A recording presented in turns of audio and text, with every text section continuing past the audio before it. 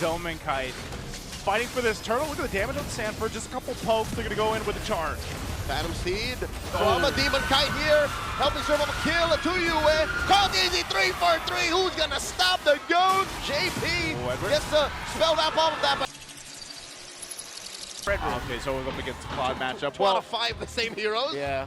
I'd love to see it. Leslie was not on my bingo card for game 3, day 1 here. But I love to see the changes happening in the gold lane. So Leslie comes into play in game 3. Welcome to the Land of Dawn. Final game for this epic rivalry between Tlph and Aurora. Yeah, I mean, we all know how much of a menace Leslie is going up against her in our ranked games. Even though you know how or what you want to do to avoid making the most out of the kit of the Leslie, proccing those 2 really strong enhanced true damage basic attacks, it just hurts. And if it's a really good Leslie player, there's only so much that you can do. That's why you get the 2 roamers now in the gold lane to start. Yeah, she's also relatively immobile. Yeah.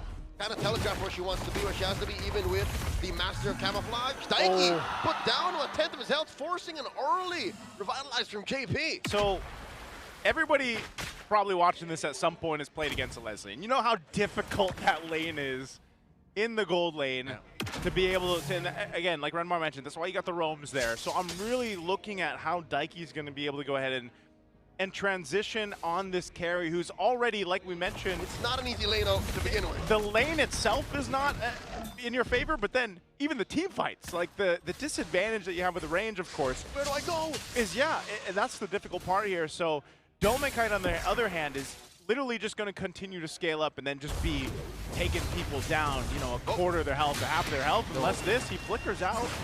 That is a charged Queller to the face of Dome Kite. All right. Safe to say, Tlph knows what he's up against. Again, it helps that the SEMO qualifiers saw a liquid matchup against the Leslie just a few days ago. Yeah. So maybe I wonder if that's Liquid now feeding Daiki information. No, do this. Okay, no, we gotta do this. We already went up against it and won. Okay, with this, they're gonna transition now up to the objective. Turtles up. Positioning right now for Aurora to go ahead and take advantage of. This is also the fact that they have a feathered airstrike on their side. Light not level 4 yet, but still that wall is going to be tough to deal with, that rampart. They're going to fight for this half health on the turtle, though. Feathered airstrike coming in from UN, able to put up enough of a defense to take down JP. Tlph gets in there, takes the Lord. Demon Kite gets quelled here. And now Tlph is just wailing away in immortality form. Edward in trouble! Katon gets taken down by Tlph. Now this is the problem for Aurora. Because of the 2 roamers going into the gold lane to support their gold laners, that left the Suyo and the Leomore to farm up. That could have gone either way. Yeah. But again, Tlph will continue to be aggressive because he only has to worry about the Farsa. The rest of the high damage of Aurora comes from physical, something that, of course, Suyo still has defense against. Yeah, Suyo still, again, the mobility of this hero is really what shines for a lot of the team compositions that play with it. And like I was saying before that turtle broke out, one of the main things that was missing there was having that tech charge available on the Croc. So they lose out to the turtle. They're not too far behind at all, right? They're still in a pretty good even position on both sides, but I would say even so, for Daiki at least, he's in a little bit more fighting position to deal with Dome Kite. He's just, again, got to play this lane correctly and farm up the way he needs to.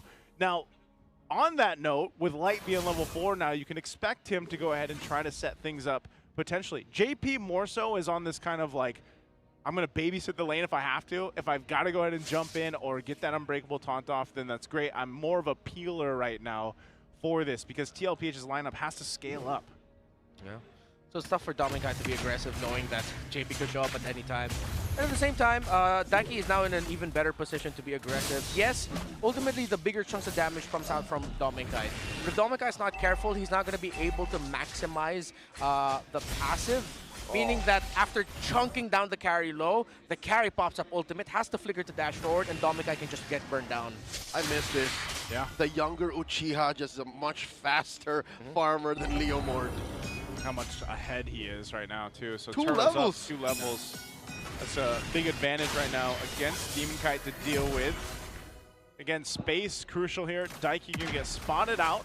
by Kite on that extra brush here with this dangerous grass map. So still taking their time with it though, just because they know they have to watch out for the initiation. Crimson Beacon by Sanji, the answer. Pattern Steed from Kite, down goes Light, the answer, better airstrike. And still Liquid put their foot down. Kite taking down Sanford, and CarlTzy once again 2 for 2 on that turtle. Now Edward flickering on back. CarlTzy comes through, cut on once more. Down goes Edward. CarlTzy calling the shots. Kite takes down Yue, and now attempting Grand Theft Purple. Kite still has a retribution. Oh, that's the momentum plus the retribution secures his own. Yeah, Kite gets his own buff. Liquid. Great handling of the fights. CarlTzy, you see the gears turning in his head of timing the entry, and it was also a good thing that Liquid was the one that initiated that, because Light was in a perfect position to surprise. Kite 2v1 gets punished. Sanford, huge. Big pickup there. That's what they needed. I think still, if you look at this, you're going to have to kind of deal with Kite sitting on 2 kills now in the Leslie. And it'll be interesting to see what build path he goes here too, especially for this, going against this kind of composition that Tlph has. But yeah, right now they've got good early control, almost 2,000 up, kind of just taking their time with the way they approach some of these fights, and just CarlTzy farming out of his mind on the Suyo. Oh, here's the focus. Whoa, AOG, even underneath tier 1, you were saying, Joseph. Hey, he doesn't have a flicker, but he's able to just kind of get out with the camo. So now he's got the support here. He's gonna spot out Sanji. Ultimate snipe. Yeah, they just want to hold this down. Feathered airstrike, pushing back Daiki, who wanted to take down that turret. Aurora able to save parts of the map. Okay, good, folks. Oh, look at the damage coming out of that Leslie. I know for a lot of people that might not seem like a lot, but that's a good, healthy chunk. Daiki now focusing on the turret. Oh, they're doing their best, their darndest to stop the push, because again, Kite needs the space. He needs this turret to stay. Yeah. And good thing Light showed up at that time, because they knew that Yue already used a feathered airstrike. Yeah. Team Liquid could have just dove under the tower and take down potentially Yue and Kite, or just force out the flickers and get the tower. But with Light showing up, there was a risk that they could have gotten counter tech charge. Whoa, Edward with a vengeance, another one. The answer, Crimson Beacon by Sanji, and down goes Daiki. Kite pops him, headshot. And he used the flicker too, so imagine how much pressure he dealt with, protecting that tier 1 turret. Ends up getting a 3rd kill now for Kite. Fighting for this turtle. Look at the damage on Sanford, just a couple pokes. They're gonna go in with a charge. Phantom Steed from a Kite here, helping serve up a kill to Yue. CarlTzy 3 for 3, who's gonna stop the goat? JP gets the spell that off of that, but Edward finishes him off. Aurora, despite the turtle getting taken away from them, win the trade. Oh, he's gotta be the careful. Leslie. Kite, almost point blank. Oh, Edward taking down Carl.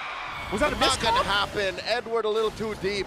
There was nowhere for him to go unless the flicker's up, though. Yeah, I think they were trying to look for the trade. Edward probably accepted that he was going to get taken out. That's why he tried to go for the predictive final slash. But CarlTzy got the sidestep it just in time, man. That was actually a great call by Edward to final slash there, not where CarlTzy was going. Crimson Beacon up, putting Kite right underneath Sanford's blade. The shutdown. Oh, that's exactly what they needed. Finally getting that shutdown on Kite. Will make something happen here too, and I still have to point out the fact that Kite is so far behind in terms of CarlTzy. Even in that levels, it's really not the best position to be in, but he can rely on the team to kind of help them stay into this game. CarlTzy is in Shippuden, while Kite's still again in. I don't know the ranks, I'm sorry. Same. But Genin I know is like what he's episode 1, bro. Yeah. Shinobi? All right. Yeah. Okay. Yeah. Ninja. I'll go for that. We know who the Naruto fan is here. Not me. Hey, the thing is you kind of forget, because you haven't seen Suyo too much in the previous seasons, just how fast he can farm up.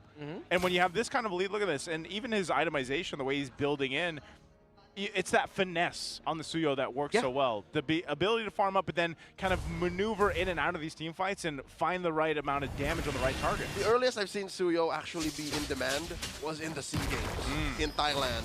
And now he's a real threat, it seems like. Ooh. I thought Sanford would try to come with the flicker, but oh, okay, so CarlTzy was way too far there at that time. would have been too risky. So now with a 4 level gap still, he's at 14 now. Tlph, Demon Kite still at 10. The crazy thing is they're fine. US deathless, his damage hurts. Demon Kite, it hurts, and he debuts to Leslie once again after using her back in MPL Philippines Season 13 playoffs with Manana Evos. I completely forgot about that. Oh, that was the one where they picked the Leslie after the Yujong was picked.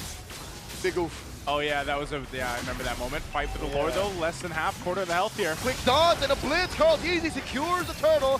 Phantom Steed coming in, looking to punish whoever's on Demon Kite in the back line, but it's too much, too little. Sanji takes down Edward, and even underneath their purple, in comes JP. Demon Kite takes out Sanford, and Daiki finds revenge on Demon Kite. Sanji gets a double. The chef finds 2.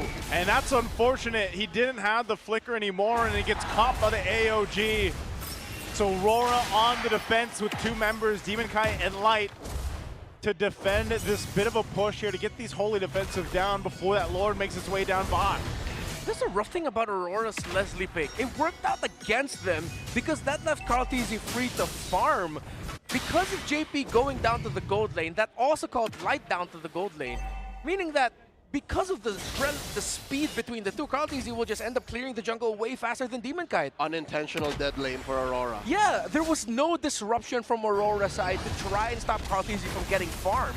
And there was nothing stopping Tlph from getting those turtles. He had to work for it, yes, but all 3 went there. And I think Aurora was banking on them winning the turtle fights. Feather Dare Strike! They're trying to stop this penetration attempt from Liquid down bottom. JP very low, revitalized, keeps him alive.